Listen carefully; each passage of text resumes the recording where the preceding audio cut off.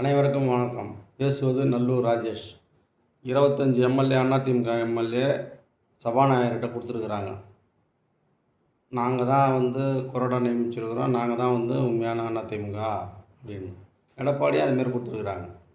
இப்போ சபாநாயகர் தான் முடிவெடுப்பார். கட்சி தாவல் தடை சட்டப்படி எம்எல்ஏவெல்லாம் பதவி நீக்கம் செய்யணுமா என்னன்னு. அது அவ்வளோ சீக்கிரம் எடுக்க மாட்டார். இவங்க கவர்னர்கிட்ட போவாங்க, கோர்ட்டுக்கு போவாங்க. அப்படியே நீக்கினாலும் இடைத்தேர்தல் வரும் அப்படின்னு எல்லாம் எதிர்பார்க்குறாங்க. உடனே அவங்களுக்கு பதவி போனாலும் விஜய் ஆட்சிக்கு எந்த கவலையும் கிடையாது. ஏன்னா 6 மாதம் வரைக்கும் நம்பிக்கையில்லா தீர்மானம் கொண்டு வர முடியாது. 6 மாதம் வரைக்கும் இந்த ஆட்சி இருக்கிறது தான். இந்த 6 மாதத்துக்குள்ளே இடைத்தேர்தல் வந்தாலும் 25 எம்எல்ஏவும் பிகில் சின்னத்தில் நின்று எலெக்ஷனை சந்திக்க போகிறாங்க. இதுதான் நடக்கும். ஒன்று எடப்பாடி சைடு கட்சி தாவல் தடை சட்டத்தில் அந்த சைடு நடவடிக்கை எடுக்கணும், இல்லை இந்த சைடு நடவடிக்கை எடுக்கணும். ஏதோ ஒன்று நடக்கும்.